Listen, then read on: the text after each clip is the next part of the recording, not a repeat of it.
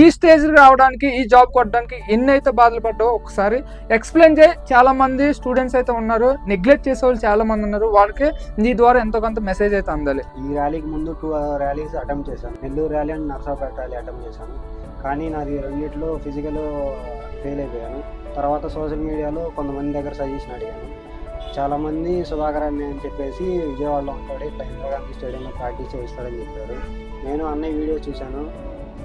పిల్లలకి మోటివేషన్ ఎలా ఇస్తాడంటే వాళ్ళ మైండ్ సెట్ని మార్చే విధంగా బాగా చేస్తాడు. ఇక్కడికి వచ్చాక చూశాను, ఫస్ట్ 2 days 3 days నేను కొంచెం రన్నింగ్లో నెగ్లెక్ట్ చేశాను. కానీ అన్నయ్య దగ్గర నుండి కేర్ తీసుకొని బాగా చేయించారు. గ్రౌండ్ ఫీ కూడా 1000 రూపీస్లో చాలా తక్కువలో అయిపోయింది. ఒక మిడిల్ క్లాస్ పర్సన్కి చాలా అవైలబుల్ ఫీ ఇది.